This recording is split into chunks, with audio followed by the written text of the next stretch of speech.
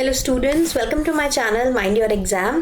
Pandas के आज के ट्यूटोरियल में हम डिलीटिंग रोज एंड कॉलम्स का टॉपिक देखेंगे। अगर कोई एग्जिस्टिंग डेटा फ्रेम है तो उसमें से रोज एंड कॉलम्स को आप कैसे रिमूव या डिलीट कर सकते हैं, ये टॉपिक आज कवर करेंगे। तो जुपिटर नोटबुक से स्टार्ट करते हैं। सबसे पहले हमने यहाँ पे पांडास को इंपोर्ट किया है। इस स्टेटमेंट को मैं रन कर देती हूँ। उसके बाद मैं एक डेटा फ्रेम क्रिएट करूंगी। डेटा फ्रेम मैंने एक डिक्शनरी की मदद से क्रिएट करा है। अलग अलग तरीके होते हैं डेटा फ्रेम को क्रिएट करने के। 4 सेपरेट वीडियोस में हमने डिटेल में ये टॉपिक पढ़ा है। आप जाके प्लेलिस्ट में या टॉप राइट कॉर्नर पे जो लिंक्स हैं उसमें देख सकते हैं। तो यहाँ पे जो डेटा फ्रेम मैं क्रिएट कर रही हूँ वो है मार्क्स डेटा फ्रेम, जिसमें 5 स्टूडेंट्स के मार्क्स हैं 3 डिफरेंट सब्जेक्ट्स में, इंग्लिश, मैथ्स और साइंस। तो इसे रन करके जब मैंने प्रिंट कराया है डेटा फ्रेम, आप देख सकते हैं कि ये इसमें 3 रोज हैं क्योंकि इंडेक्स में 3 वैल्यूज हैं, और इसमें 5 कॉलम्स हैं क्योंकि 5 इंडिविजुअल यूनिक कीज हैं। ठीक है, अब पहले आते हैं कि कैसे एक एग्जिस्टिंग रो को आप डिलीट कर सकते हैं डेटा फ्रेम से। तो सपोज मैथ्स वाली जो रो है वो आपको डिलीट करनी है, तो उसके लिए आप क्या करेंगे? सबसे पहले आप लिखेंगे अपने डेटा फ्रेम का नाम, डॉट ऑपरेटर और उसके बाद ड्रॉप। तो आपको ये याद रखना है कि डिलीट करने की एज सच कोई डिलीट वर्ड नहीं है। आपको डिलीट करने के लिए रो या कॉलम को ड्रॉप कीवर्ड यूज करना होगा। ठीक है, अब ड्रॉप लिखने के बाद आप राउंड ब्रैकेट्स में उस रो का लेबल्ड इंडेक्स देंगे जहां से आपको ड्रॉप करना है, जिस रो को आपको ड्रॉप करना है, और उसके बाद एक्सेस स्पेसिफाई करेंगे। एक्सेस का क्या मतलब है कि आप रो डिलीट करना चाहते हैं या कॉलम डिलीट करना चाहते हैं।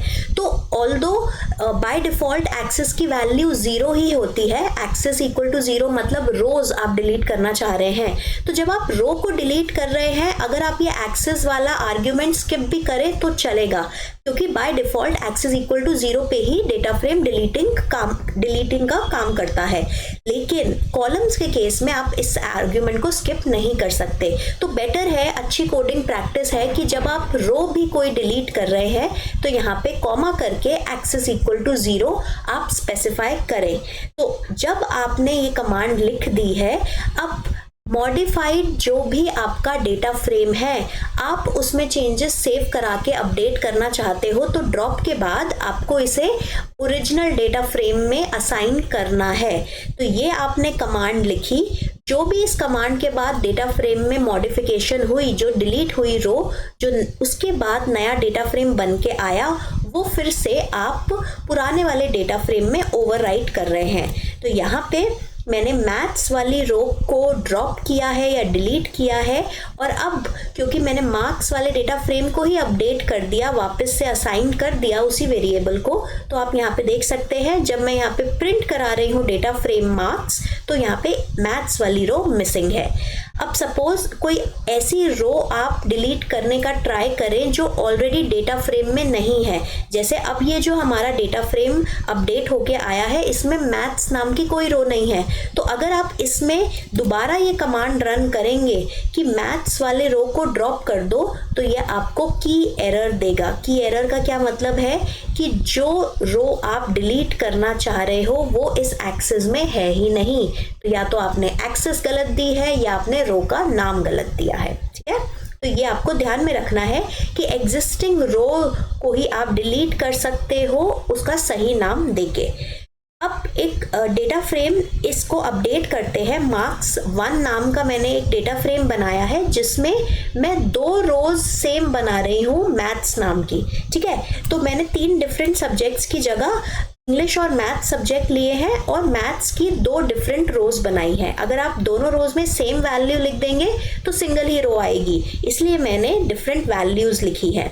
अब अगर इस डेटा फ्रेम में जिसमें मैथ्स नाम से या मैथ्स रो लेबल से एक से ज़्यादा रोज है, अगर मैं इस पे ड्रॉप कमांड अप्लाई करती हूँ तो आप देख सकते हैं कि दोनों मैथ्स वाली रोज डिलीट हो गई हैं।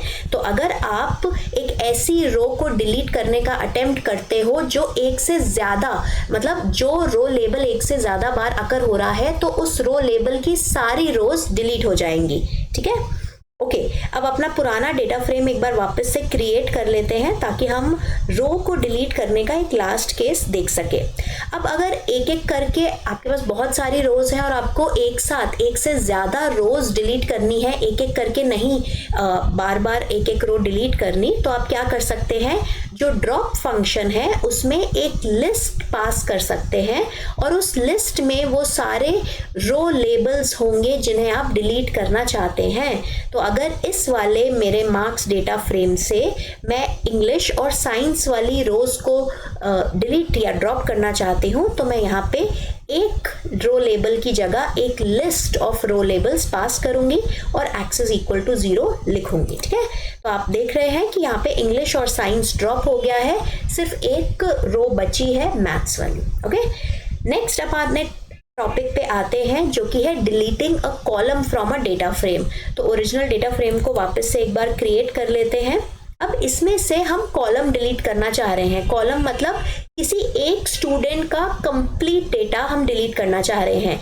तो आप अगर इस तरीके से करेंगे जैसे आपने रो में करा, देखिए रो में अगर मैं ऊपर जाके आपको यहाँ पे दिखाऊं, जो सबसे पहली कमांड हमने रन करी थी, अगर इस वाले में मार्क्स को मैं दोबारा क्रिएट कर रही हूँ, अगर यहाँ पे मैं एक्सेस इक्वल टू 0 नहीं भी पास करती तो भी आपका ये कमांड वर्क करेगी। ये देखिए, ठीक है, कोई एरर नहीं आया है। लेकिन अगर डिलीटिंग अ कॉलम में मैं एक्सेस नहीं पास करती तो आपको एरर आएगा। की एरर क्या आ रहा है, Bharti not found in axis. क्यों, भारती तो ऑलरेडी है एक कॉलम। कौन सी एक्सेस में डेटा फ्रेम पांडास का चेक कर रहा है, वो एक्सेस इक्वल टू 0 यानी रोज के लेबल्स चेक कर रहा है। तो इसीलिए यहाँ पे आपको स्पेसिफाई करना जरूरी है एक्सेस इक्वल टू 1। जब आप ऐसा करेंगे तो ये कमांड सही से एग्जीक्यूट हो जाएगी और उसके बाद आप प्रिंट करा सकते हैं इस कमांड को। तो यहाँ पे मैंने ये कमांड ऑलरेडी लिखी थी तो इसे प्रिंट करा लेते हैं। तो यहाँ पे अब 4 स्टूडेंट एंट्रीज बच गई हैं। ओके, तो ये था मेरा ओरिजिनल डेटा फ्रेम, इसमें से मैंने भारती को ड्रॉप किया तो 3 रोज आ गई और एक भारती वाला कॉलम चला गया। ठीक है, तो अब यहाँ पे आपके पास 4 स्टूडेंट्स रिमेनिंग है। भारती वाला कॉलम डिलीट हो चुका है। अवनी, चेतना, दिव्या और ईवा स्टूडेंट्स के आपके इंग्लिश, मैथ्स और साइंस के मार्क्स आपको यहाँ पे डिस्प्ले दिख रहे हैं। अब इस केस में जैसे हमने रोज में चेक किया था, अगर आप एक ऐसा कॉलम डिलीट करना चाहें जो एग्जिस्ट नहीं करता, अब ये जो मार्क्स डेटा फ्रेम है मेरा, इसमें भारती नाम का कॉलम एग्जिस्ट नहीं करता। अगर मैं यहाँ पे भारती को डिलीट करने की, भारती के एंट्रीज को डिलीट करने की कमांड दूंगी तो अगेन की एरर यहाँ पे शो होगा। ओके, ऑलराइट, तो वापस से अपना डेटा फ्रेम ओरिजिनल हमने क्रिएट कर लिया है। यहाँ पे अगर एक से ज़्यादा कॉलम्स आप एक साथ डिलीट करना चाहते हैं तो कमांड वही रहेगी। आपको डेटा फ्रेम का नाम लिखना है फॉलोड बाय डॉट ऑपरेटर, उसके बाद ड्रॉप कीवर्ड, ड्रॉप फंक्शन है वैसे, ड्रॉप फंक्शन आपको कॉल करना है और फंक्शन के विदिन आपको वो लिस्ट पास करनी है उन सारे कॉलम लेबल्स की जो आप डिलीट करना चाहते हैं। ठीक है, और उसके बाद एक्सेस इक्वल टू 1, क्योंकि कॉलम्स आप डिलीट करना चाहते हैं तो एक से ज्यादा कॉलम आप डिलीट कर सकते हैं। जो आउटपुट आया है इसमें चेतना, अवनी और ईवा सबकी एंट्रीज डिलीट हो चुकी है। राइट, यहाँ एक चीज आप नोटिस करिए कि ये जो कॉलम लेबल्स की मैंने लिस्ट दी है इसमें ऑर्डर मैंने सेम नहीं रखा है।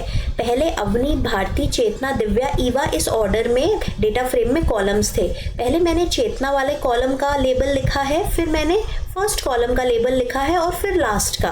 तो लेबल्स किस ऑर्डर में है कॉलम्स के उससे मैटर नहीं करता, जो भी आपने लेबल स्पेसिफाई करे हैं वो डिलीट हो जाएंगे। ओके, तो ये थी आज की वीडियो। कैसी लगी वीडियो हमें ज़रूर बताइए कमेंट सेक्शन में। प्लीज़ लाइक कीजिए वीडियो को, शेयर कीजिए फ्रेंड्स और फैमिली के साथ और प्लीज़ हमारे चैनल को सब्सक्राइब कीजिए और ये बताइए कि नेक्स्ट कौन सी वीडियो आप हमारे चैनल पे देखना चाहेंगे। So thank you for watching, till we meet in the next video. Mind your exam.